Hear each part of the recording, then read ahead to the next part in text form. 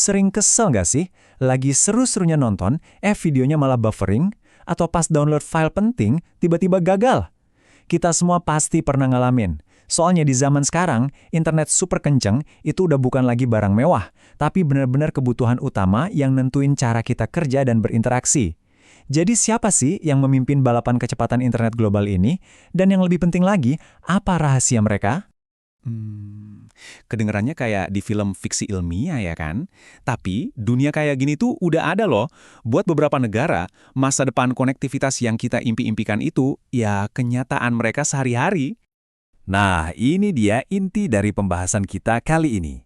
Kita akan coba bongkar rahasia di balik angka-angka kecepatan yang luar biasa ini. Oke, mari kita mulai bedah sama-sama. Pertama-tama kita harus paham dulu skalanya. Internet itu bukan lagi sekedar alat buat ngobrol atau cari informasi. Sekarang, internet udah jadi fondasi kehidupan modern kita yang menggerakkan semuanya, mulai dari ekonomi global sampai ke pendidikan. Angkanya gede banget kan? Di awal tahun 2025, ada lebih dari 5,5 miliar orang di seluruh dunia yang jadi pengguna internet. Itu artinya, mayoritas penduduk planet kita sekarang hidup, kerja, dan bahkan main secara online. Artinya, lebih dari 62% produk bumi udah terhubung ke internet. Ini nunjukin betapa terkoneksinya kita semua. Tapi di sisi lain, ini juga menyoroti adanya jurang digital yang ternyata masih lebar banget di banyak bagian dunia.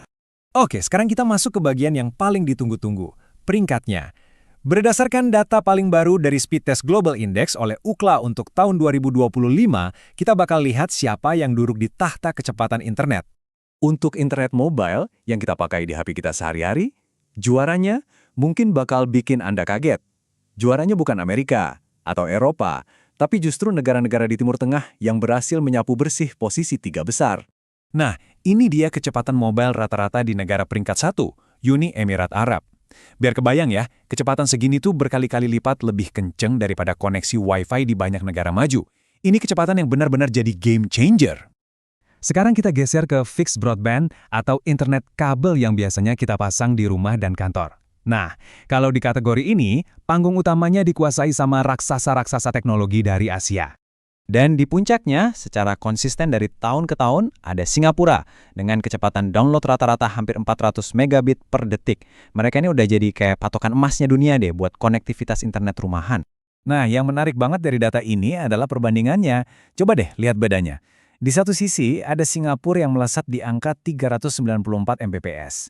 Terus bandingkan sama rata-rata kecepatan global yang cuma di sekitar 90 Mbps. Jomplang banget kan? Ini nunjukin betapa jauhnya para pemimpin ini ninggalin negara-negara lain. Oke, kita udah tahu siapa yang paling ngebut. Sekarang, mari kita jawab pertanyaan yang lebih penting. Kok bisa? Gimana caranya mereka bisa sekenceng itu? Ternyata ada 4 resep rahasianya. Keempat pilar inilah yang akan kita kulik satu persatu. Ini bisa dibilang peta jalan yang ngejelasin gimana sebuah negara ngebangun fondasi biar bisa jadi yang terdepan di dunia digital. Negara-negara kayak Uni Emirat Arab dan Qatar itu nggak main-main. Mereka benar-benar jor-joran menggelontorkan dana miliaran dolar buat membangun infrastruktur digital terbaik. Bagi mereka, internet super cepat itu bukan kemewahan, tapi standar pelayanan yang harus ada buat semua warganya. Ternyata geografi itu ngaruh banget loh. Negara kota kayak Singapura dan Hong Kong punya keuntungan alami. Karena wilayahnya kecil dan penduduknya padat, mereka bisa narik kabel fiber optik ke setiap rumah dengan biaya yang jauh lebih murah dan efisien. Beda banget sama negara kepulauan yang luas. Negara-negara ini nggak nunggu-nunggu. Mereka proaktif, langsung loncat ke teknologi paling canggih. Bahkan, saking ambisiusnya, sebuah laboratorium di Jepang baru-baru ini berhasil mencapai kecepatan 1,02 petabit per detik. Itu jutaan kali lebih cepat dari koneksi biasa. Ini nunjukin gimana mereka terus berusaha mendorong batasan.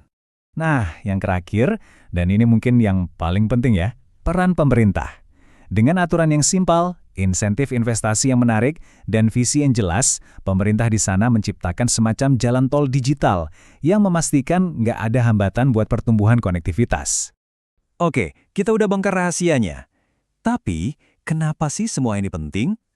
Kecepatan internet itu bukan cuma angka di atas kertas. Ini punya dampak yang sangat nyata ke kekuatan ekonomis sebuah negara. Dan sayangnya juga menciptakan jurang digital yang makin dalam. Jadi intinya gini, ada hubungan yang lurus antara internet kenceng dan ekonomi yang sehat. Negara dengan koneksi super cepat biasanya punya ekosistem startup yang lebih hidup, ekonomi digital yang lebih besar, dan produktivitas nasional yang lebih tinggi. Kecepatan itu benar-benar jadi pemicu pertumbuhan. Jurang ini kelihatan jelas banget kalau kita lihat di lingkungan kita sendiri di Asia Tenggara. Singapura memimpin dengan hampir 400 Mbps. Negara tetangga kita, Vietnam, juga udah melesat di atas 260 Mbps. Bandingkan dengan Indonesia yang masih di sekitar 39 Mbps. Bedanya bisa sampai 10 kali lipat loh. Tentu saja, Indonesia punya tantangan sendiri yang unik dan gak gampang.